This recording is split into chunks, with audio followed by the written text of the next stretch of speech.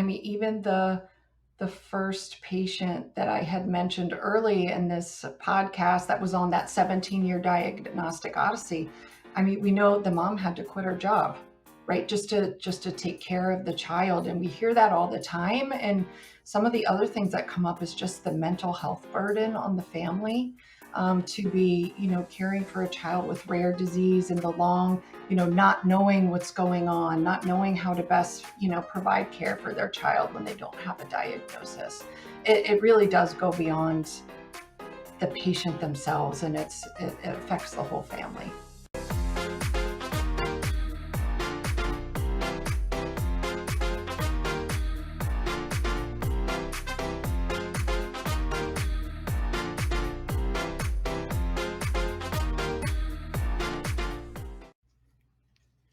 Hey everybody, I'm Costas. And I'm Lester, and welcome to another episode of What's with RWE. Today, Costas, we're going down maybe a little bit of a different path today. We're going to talk about something called whole genome sequencing. And I'm sure like the audience right now is like, oh, what in the world is that? But we actually have probably the two perfect guests to educate us on whole genome sequencing and how it's being used in the clinic. So first, we have Trish Brown, who is Senior Vice President, Payor Relations and Reimbursement at GeneDx, and also Dr. Britt Johnson, Senior Vice President of Medical Affairs, also at GeneDx. So hi, Trish and Britt. Welcome to the podcast. Hi, thanks for having us. We're excited to be here. Great. Excellent. Maybe let's start things off with GeneDx. What does GeneDx do? And then maybe you can start off by also elaborating on your roles over at GeneDx, Trish and Britt, because I'm sure the audience, payer relations and reimbursement seems relatively straightforward, but I'm sure it isn't. But medical affairs, that one always gets people. So maybe let's start there. So, Britt, do you want to start things off? Sure. Yeah, I can start things off. One thing I wanted to do is just sort of set the stage a little. We know that about 1 in 10 Americans have a rare disease, and half of them are children. But today we can completely avoid the long, burdensome diagnostic journey that far too many of these patients are facing with exome and genome testing, which we know today can give answers to patients and providers in a matter of days. And so genomic insights really helps us accelerate the path to treatment for patients. It can often stop disease progression when we have those answers soon, and can help lead to better outcomes. Like for example, we were talking to a family who has a child that was on an over 17-year diagnostic journey with epilepsy. Started off with some, early symptoms of some developmental delays. The clinicians took a wait and see approach and were kind of seeing how things progressed. And then the child started having really severe epilepsy, which led to many hospitalizations, trials of numerous medications, invasive procedures to try to figure out what was going on. And it wasn't until the patient was almost 20 years old that they got that diagnosis through whole exome sequencing. And so, our mission is really, how can we reduce that diagnostic odyssey for patients so they don't have to go through all of those unnecessary, burdens, procedures, which is also a burden to the healthcare system as well. And our journey as a laboratory that diagnoses rare disease really started 25 years ago with the mapping of the human genome at NIH. So we spun out of NIH, and today we still have a CLIA and CAP New York State licensed laboratory in Gaithersburg, Maryland, but we accept samples from all over the world, including from Canada. So we're happy to be talking to your Canadian audience as well today. And since we've been doing this for so long, we actually have what we believe to be the world's largest database of diverse clinical genomes and exomes. And we know, because we've seen it firsthand in helping families end this diagnostic odyssey over the last 25 years, that it really makes a difference, and it really makes for improvement for families as well as efficient healthcare system. And not only are we great at sequencing, but we have a trusted team. We have over 100 PhDs and scientists like Britt that are leading the way. We've got 150 genetic counselors. A lot of our scientists are ACMG fellows, and in an independent survey of clinicians that order genetic testing, over 90% of them prefer our approach to diagnostic sequencing. Now, Lester, I know you asked about medical affairs, so I can let your audience know. Basically, medical affairs, what we're doing, and my team is really focused on what is the scientific and clinical research that's needed. We collaborate with clinicians. We're also generating insights from our over 850,000 exome and genome tests that we've performed at GeneDx to help us build the evidence to really show what the clinical utility and the economic benefit is of implementing this genomic sequencing technology early in this diagnostic journey for patients, right? And it's really important to share this data with payers and policymakers to ensure that more patients with rare disease have early access to these clinical tests.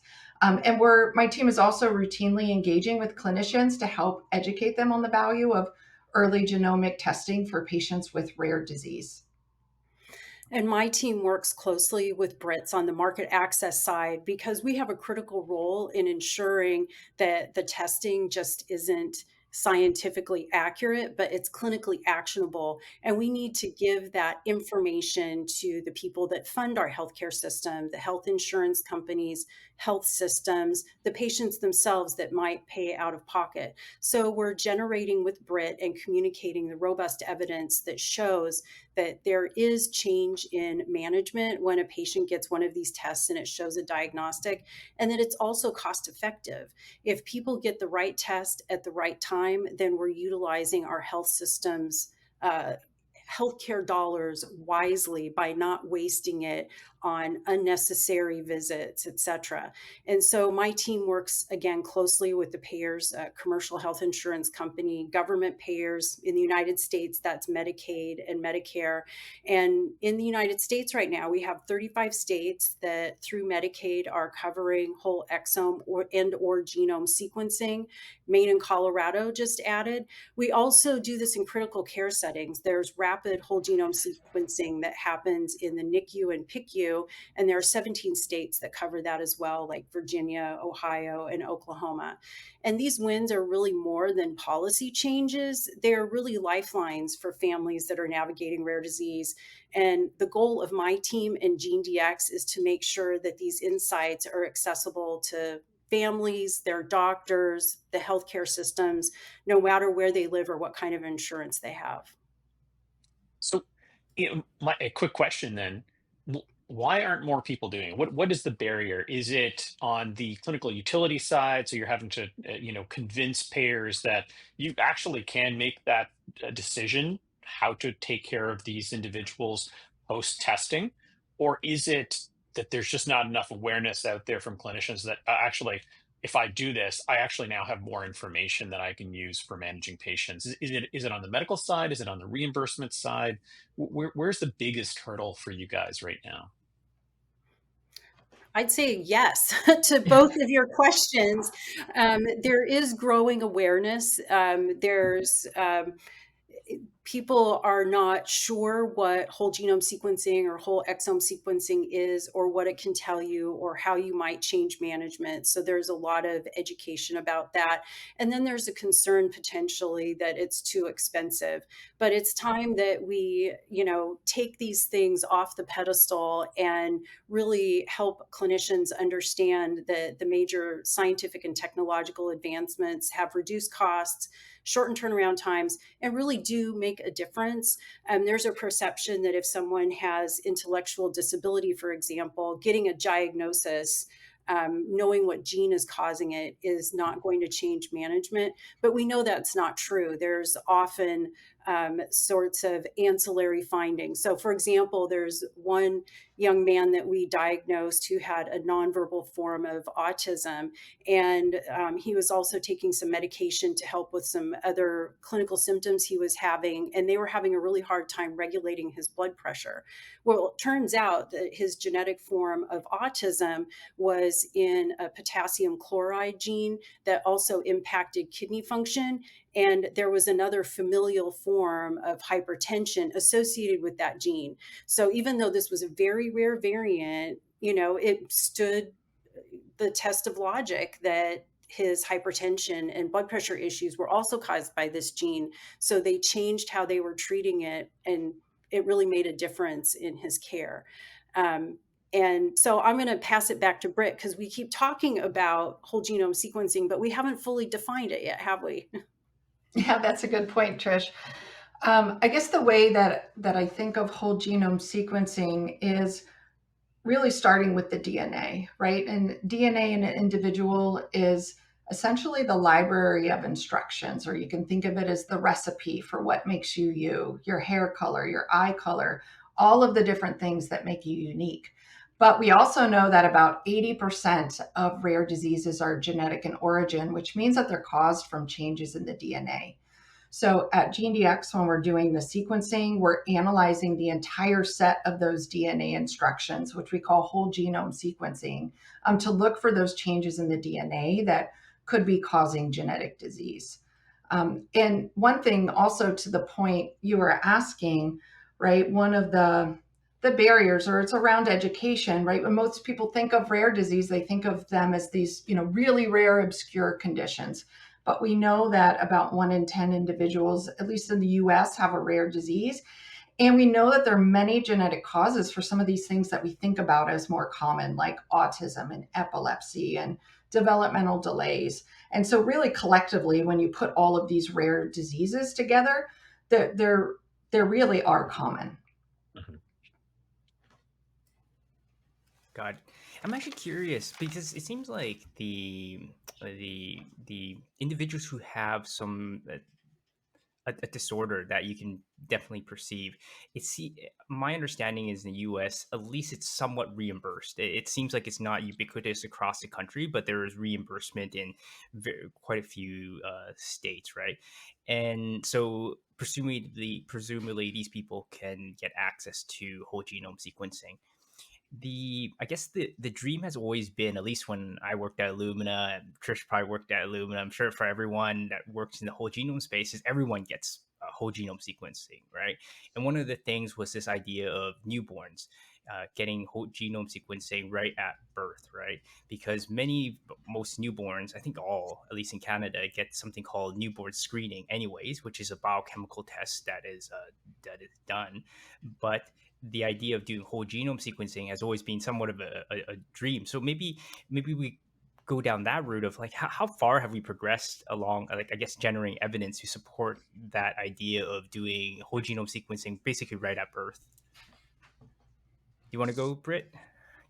Sure. I can start there. I think, historically, whole genome sequencing was much more expensive when we're talking about a couple days ago, and it took weeks or months to get answers. So it really, wasn't practical like a decade ago to be doing whole genome sequencing for healthy babies. But we know that the costs have really dropped dramatically, and we can get answers even in like critical settings as fast as 48 hours. And there's more studies that are showing that whole genome sequencing can, impact patient management and is cost effective. So at GeneDx, we've been helping to spearhead large research studies like Guardian, which is showing the value of doing this genomic whole, basically newborn screening, but using this whole genome sequencing approach for a panel of actionable conditions, and that we can implement it at scale, and it can reduce the diagnostic odyssey for patients.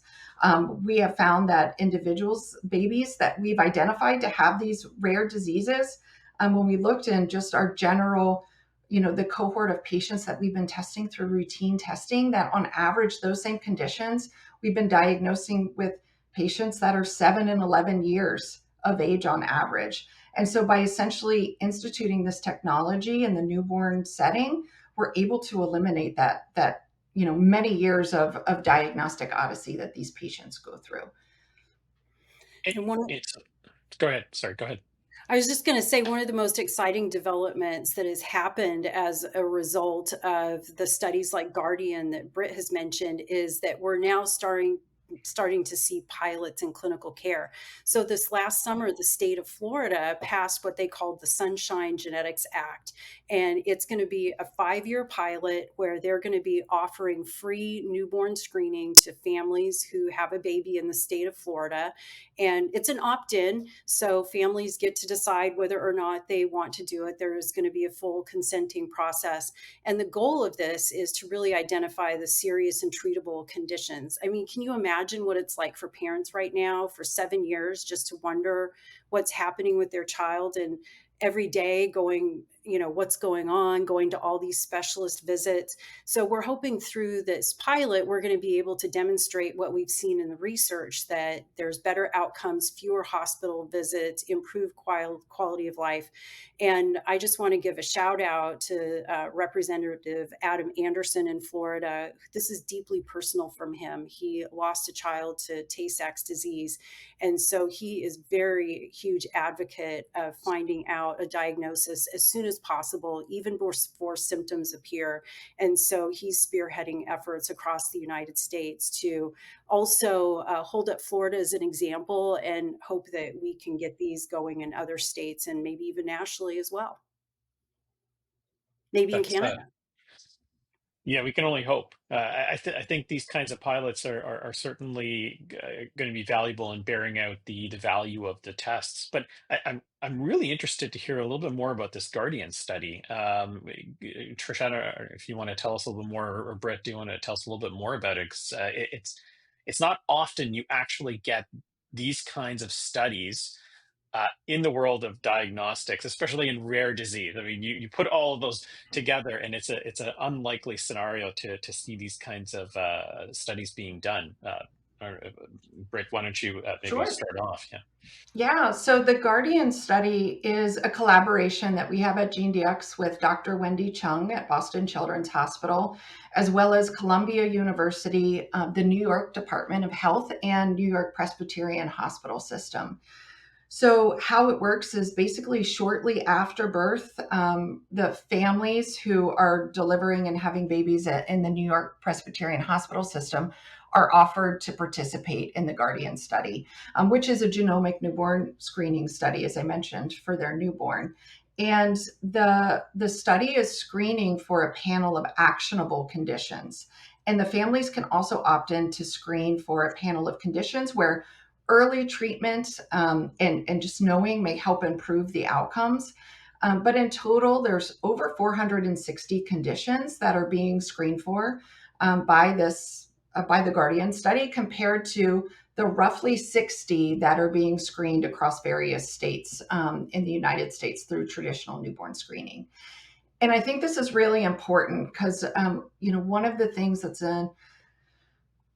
I think has been a challenge with traditional newborn screening is that we know that the FDA approvals of orphan drugs in the US for rare diseases has been far outpacing the number of conditions that have been added to the recommended uniform screening panel for traditional newborn screening in the US. And so by doing this genomic sequencing approach, we have the ability to expand greatly the number of conditions that we can test for, and more and more of these are having precision therapies.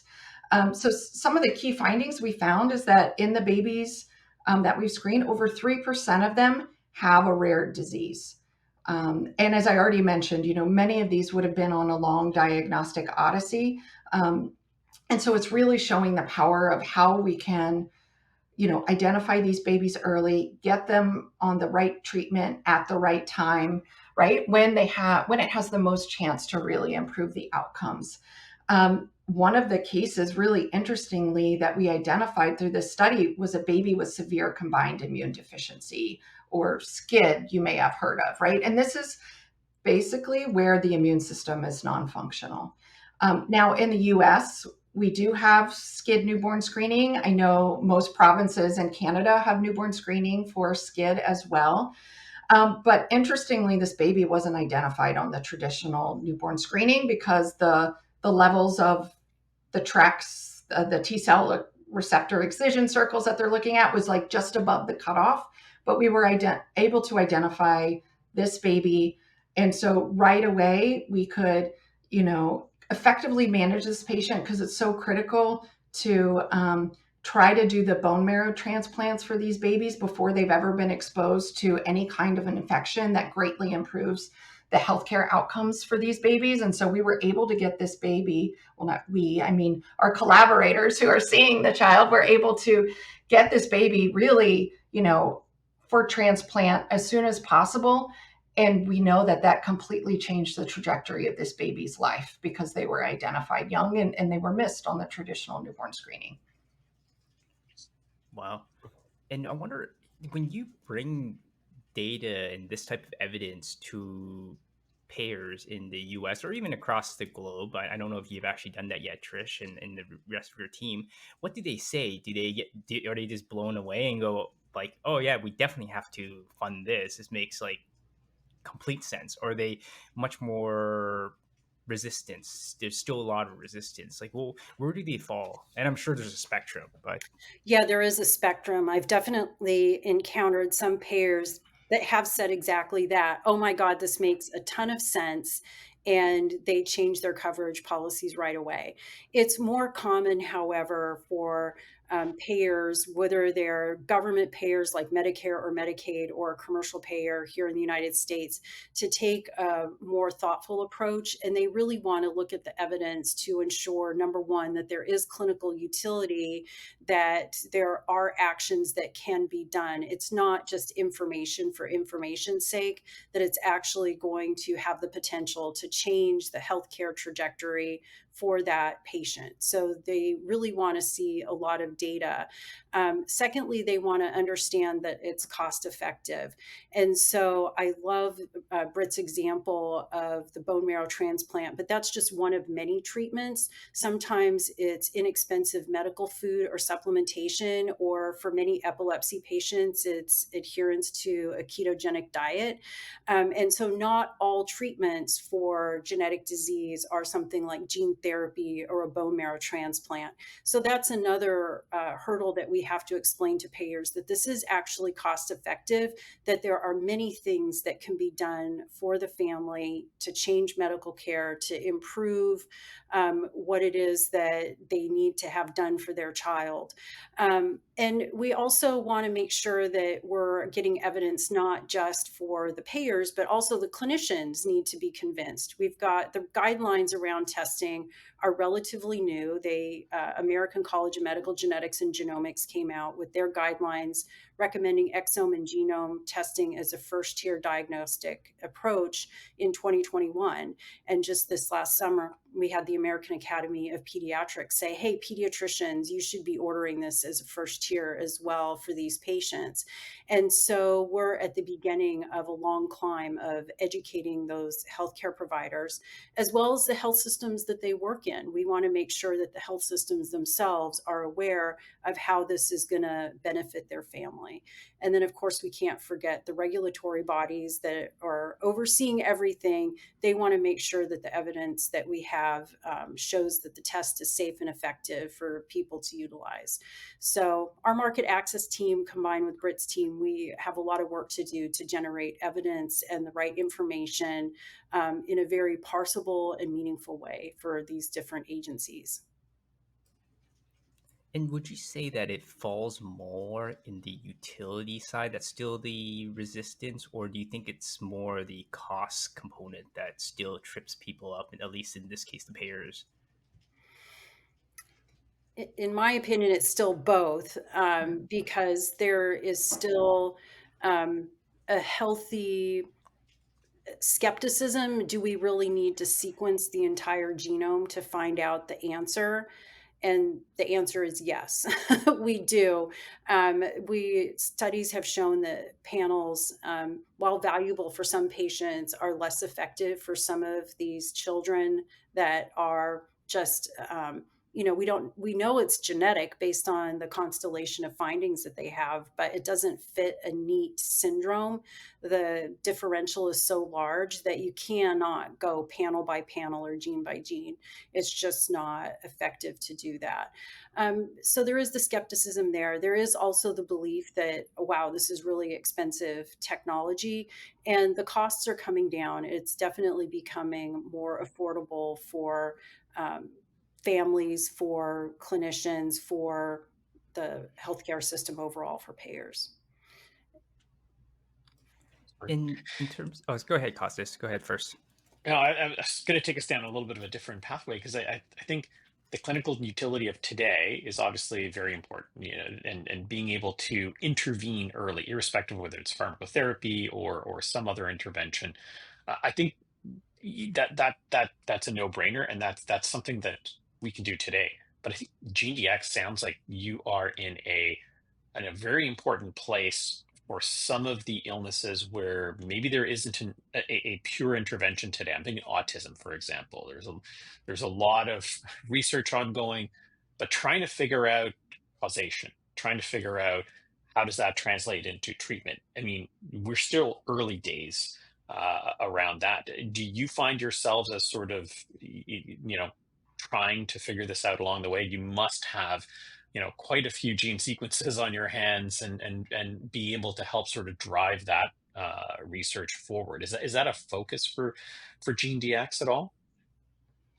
Yeah, I would say, as I mentioned, today we have sequenced over 850,000 individuals using exome or genome sequencing. And so we do have a really enriched data set for patients with these ultra rare diseases. And rare diseases, autism, it's several hundred genes we know are linked with autism and can cause, various forms of autism with or without additional symptoms.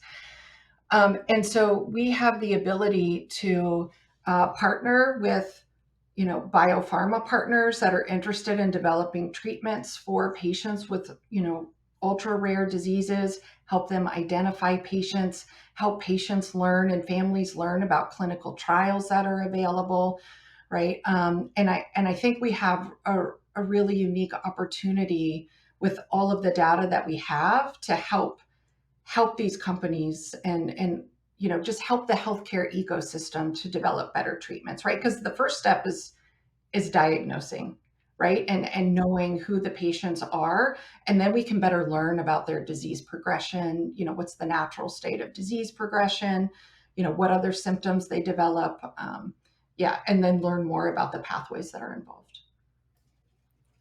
Actually, going down that this kind of line of thinking, I assume I'm going to use a two-letter word that everyone loves to use nowadays. AI. We have to interject that somewhere, right?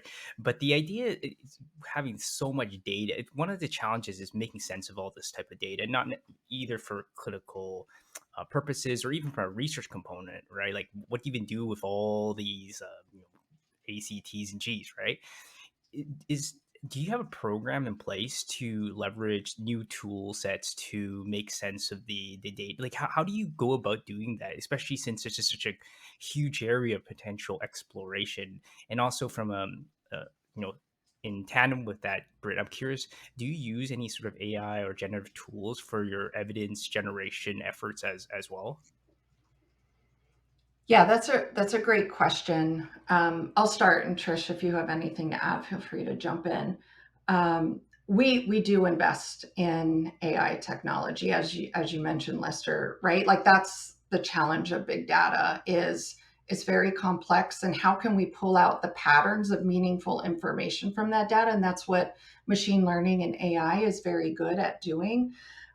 We do have AI tools that we use today for our analysis for clinical care and doing genome analysis, helping us, really look at the constellation of symptoms as well as, what's been found in patients previously published in literature versus the patients that we have that we're analyzing their genome in front of us, and helping us pull and rank those genes of interest that are probably, most contributing potentially to that individuals' symptoms that they have.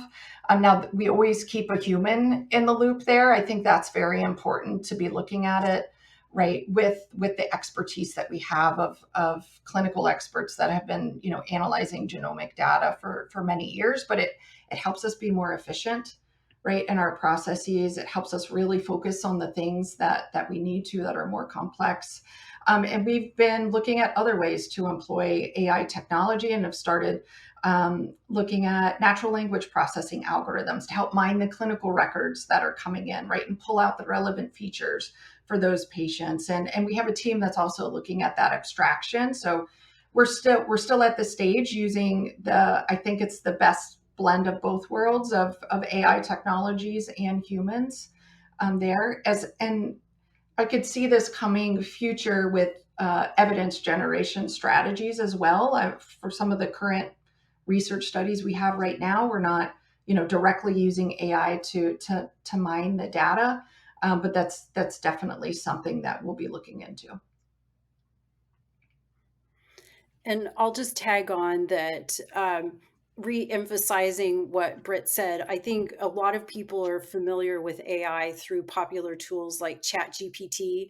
That is something that is designed to please the human user and find them an answer no matter what. And so you kind of end up with stories of things that ChatGPT made up just in order to answer the question. That's not the kind of AI that we utilize here. It really is about pattern recognition and surfacing the right information for that right patient to the right moment to our human experts, which I've outlined before, are hundreds of PhDs and genetic counselors and ACMG certified individuals who are really ensuring that we're getting the right answer.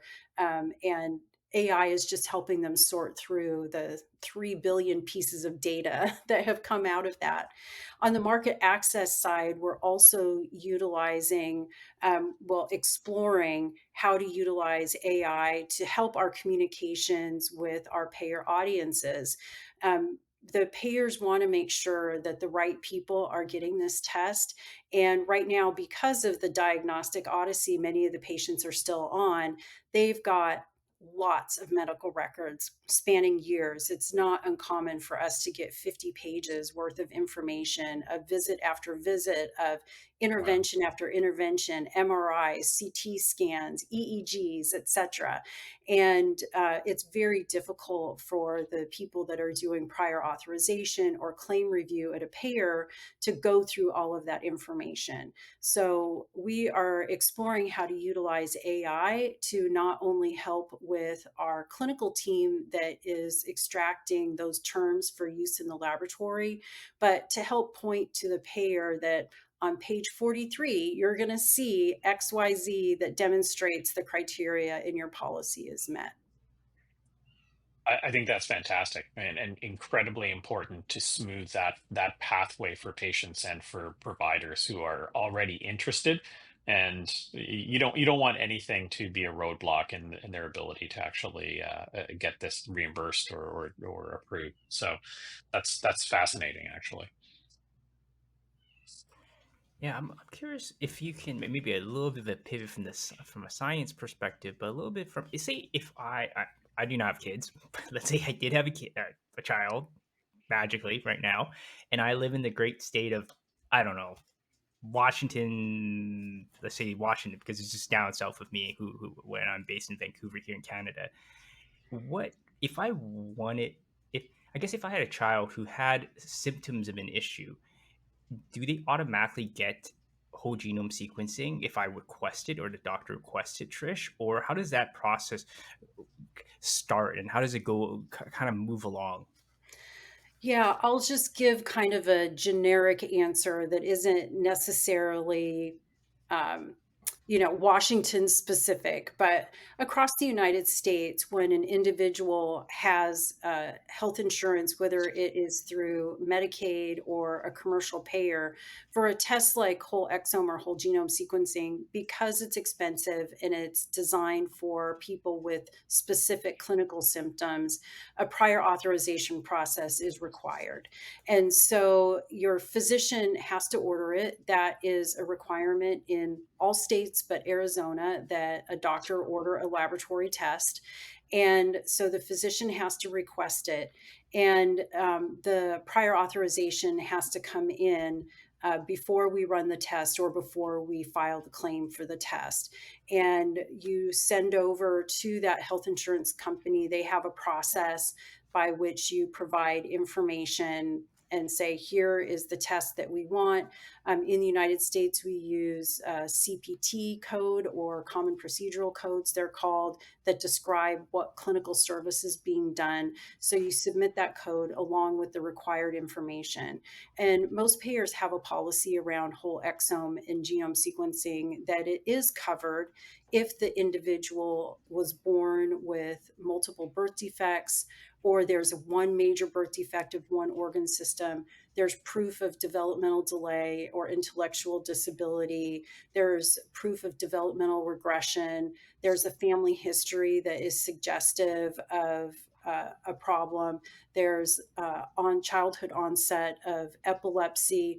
I'm not listing all of the potential criteria, but you have to meet some of the items on that checklist in order for the health insurance company to cover it.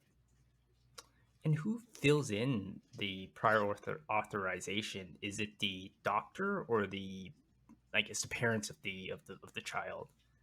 It is a clinician, and so the preference is that the clinician that ordered the test provide that information and actually fill out the form. That's difficult for clinicians to fit in their workflow, however. And, orthopedic folks, for example, that are ordering MRIs a lot, they're more accustomed to prior authorization.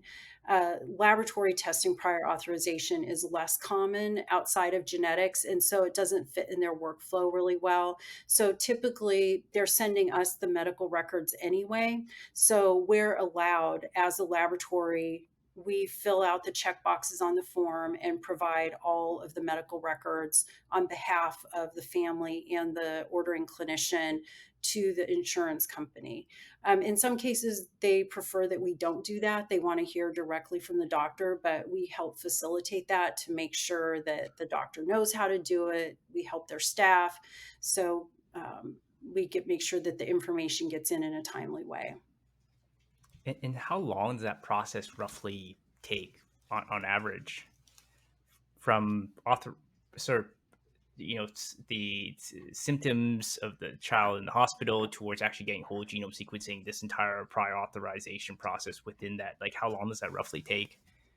Well, let's break it down into two different types of populations. You mentioned hospital, so I'm going to go right to inpatient with rapid whole genome sequencing in the NICU.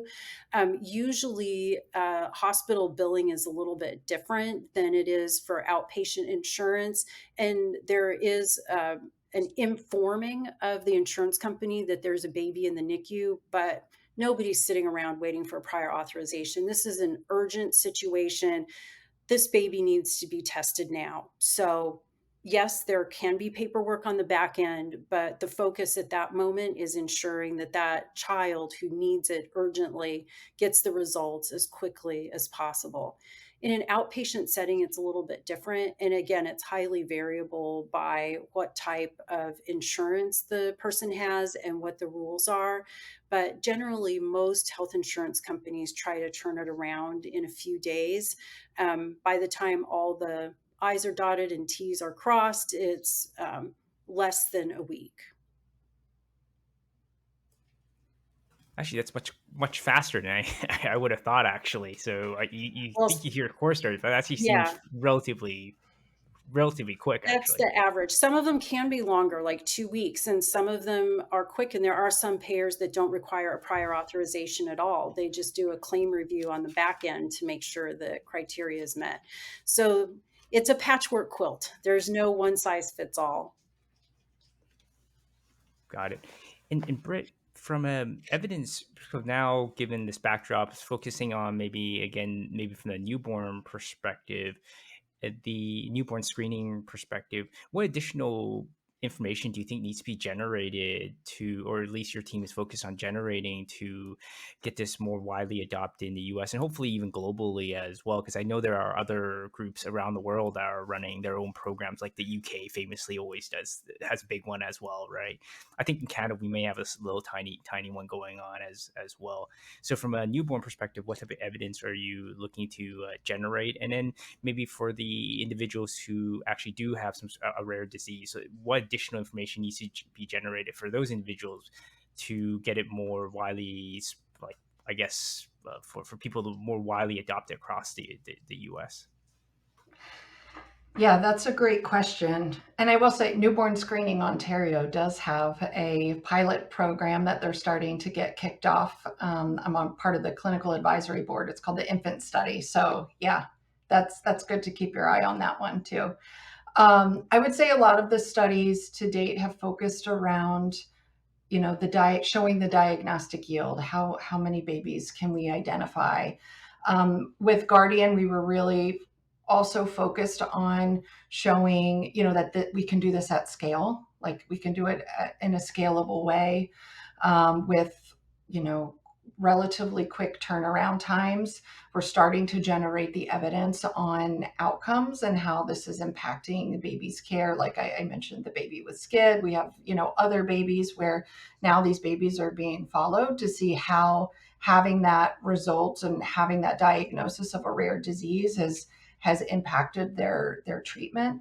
Impacted their care. And I think some of the other areas people we're all thinking about in the field is trying to demonstrate a long-term benefit, not just the immediate benefit, but is it really having an impact, 1 year, 2 years, 3 years down the line? And is it cost effective? So that's one of the things that's really critical when we think about newborn screening, at least in the traditional sense, right? Is it was a public health initiative and making sure that all babies have access to that technology. And so, cost is very critical to that. And so by generating the evidence, especially for these babies that have rare diseases and showing, looking at, starting to look at ways where we can look at, even not in the newborn setting, but just in general, where we've been investing at GeneDx and research is for patients with rare disease.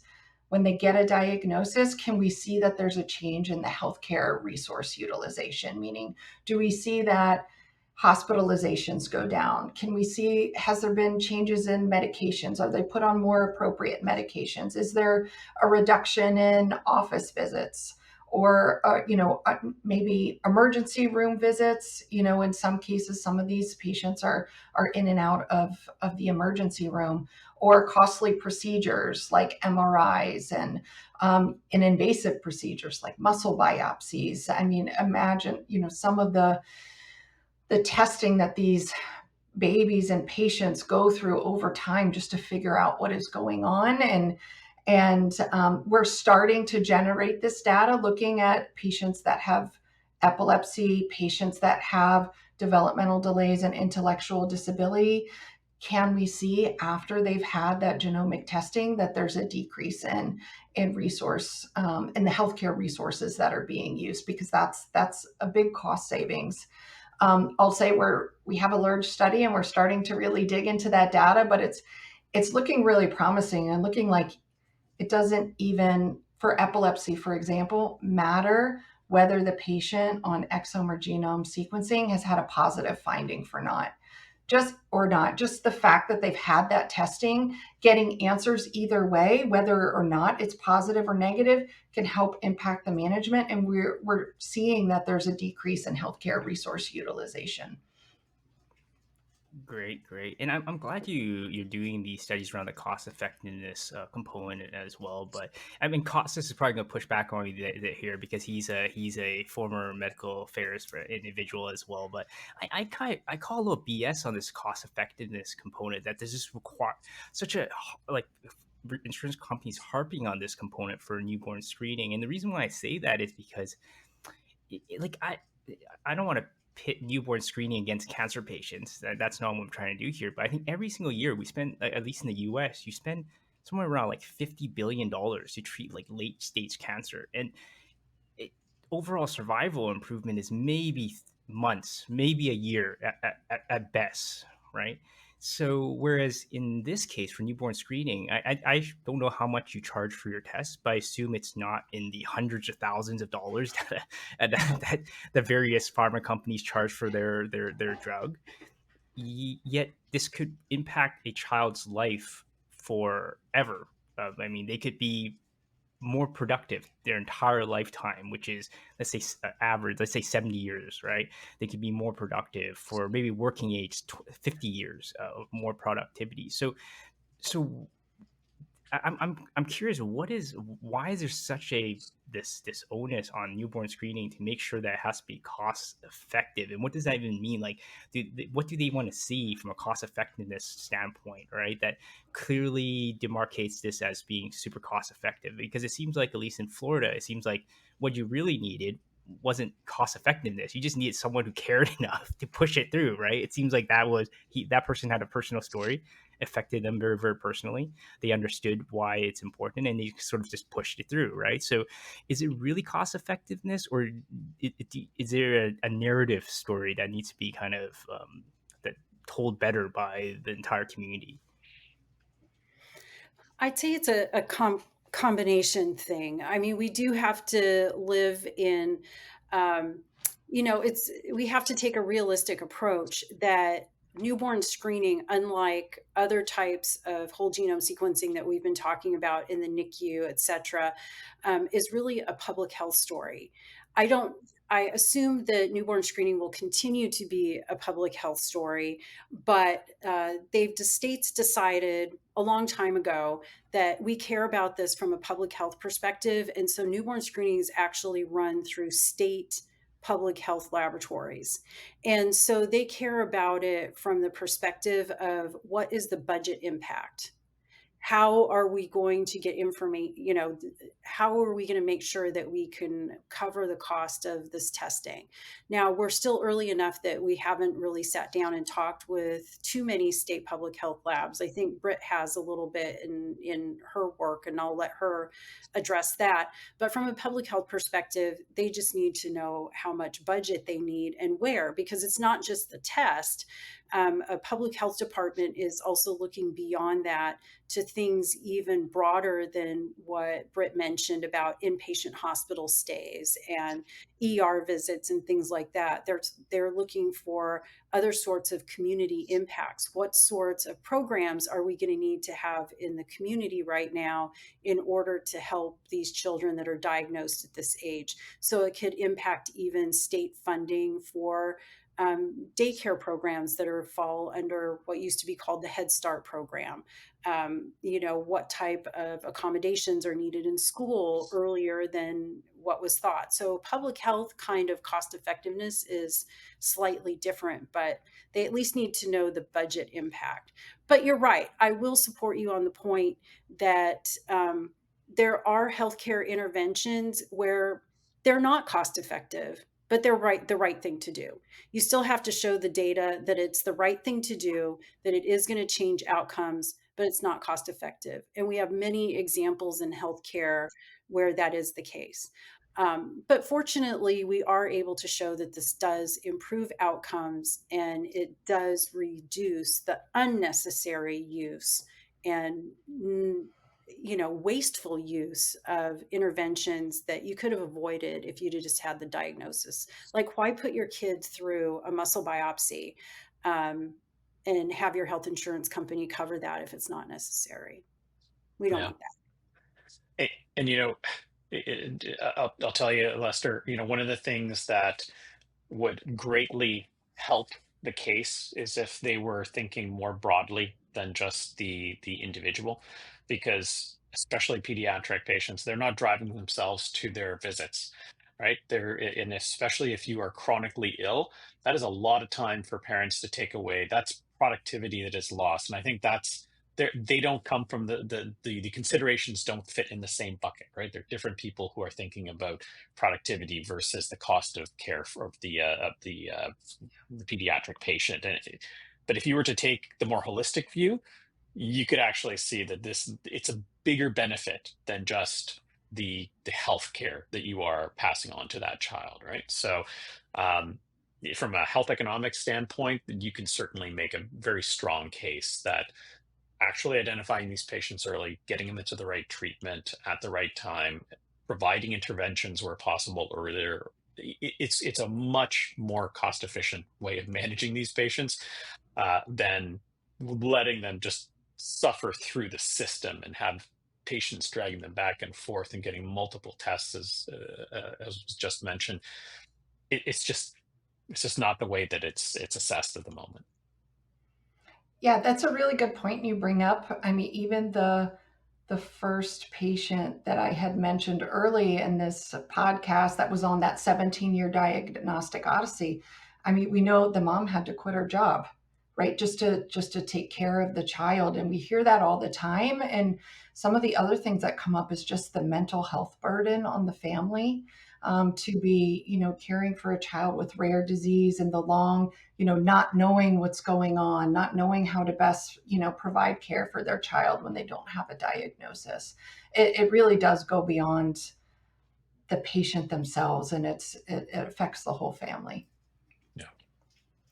Yeah, I still kudos to the team and GeneDx and yourselves for generating all this type of evidence. I believe you guys need a better slogan.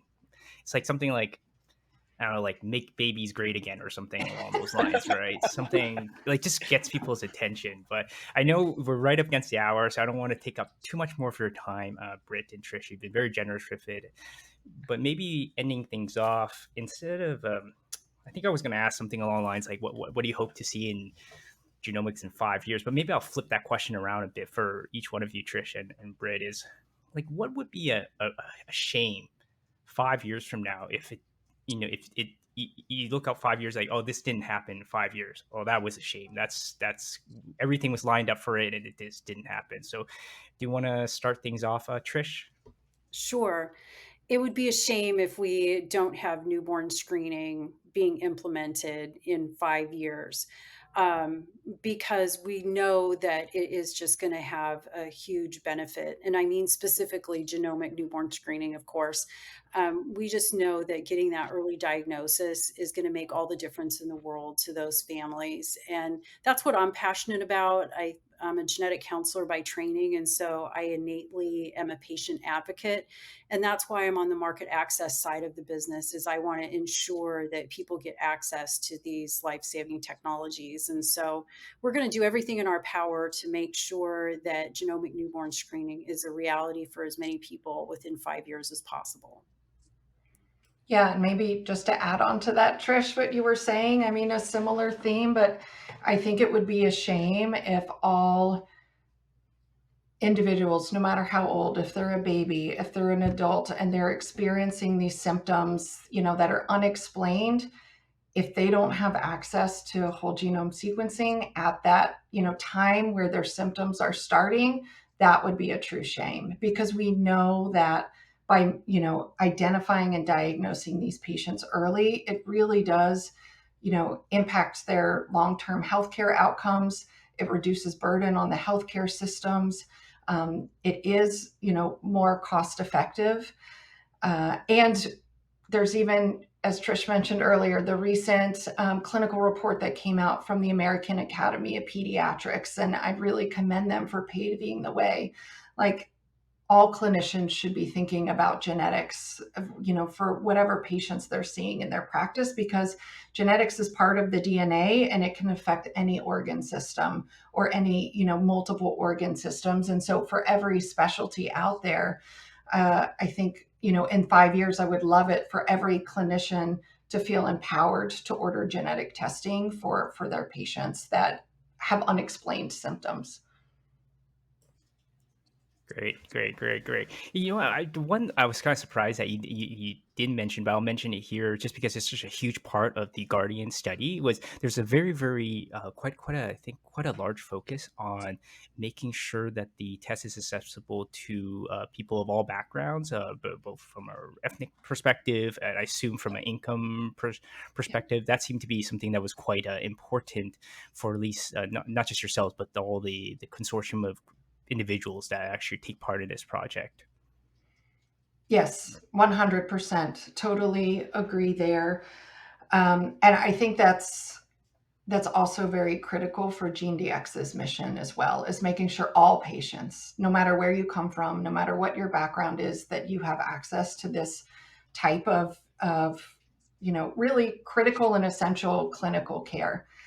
We've been really, forefront here, even ahead of when Medicaid, state Medicaid has mandated, or sorry, the correct terminology, Trish, that's more in your wheelhouse, but, Medicaid has approved and said that, they'll cover whole genome sequencing and whole exome sequencing for patients with these rare conditions. GeneDx was accepting patients that had Medicaid and really didn't have access to services, a decade ago. And so what that means is that out of these 850,000 individuals we've been sequencing with exome and genome, we have a very diverse database of all, different socioeconomic backgrounds, different genetic ancestries.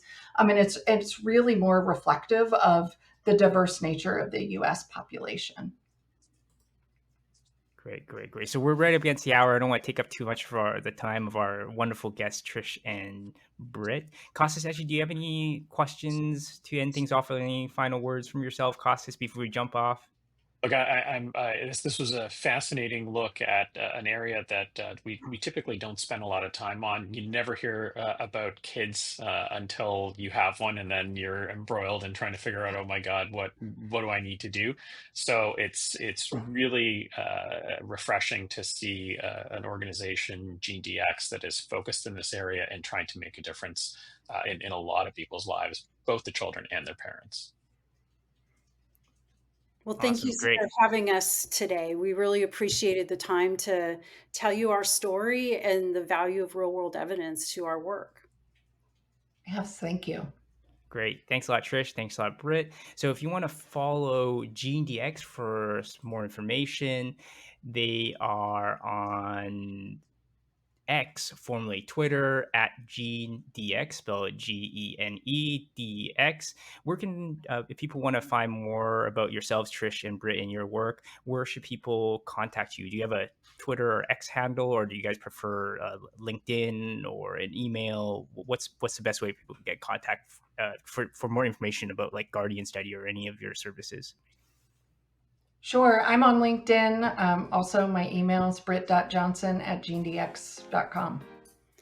And I'm also on LinkedIn, trish.brown@genedx.com. And also check out our website and our blog at genedx.com as well. Excellent. We'll put all that below. Yes. We'll put everything in the show notes below. So thank you, everyone, for joining us today for this fascinating conversation about whole genome sequencing, especially in the newborn screening setting. So everyone, have a great day. If you like this conversation, like, subscribe, and also if any comments, please put them down below. And of course, in the show notes, we'll have the contact information for Britt, Trish, and GeneDx and their website and their blog as well. So thank you, everyone. Have a wonderful day. Bye-bye.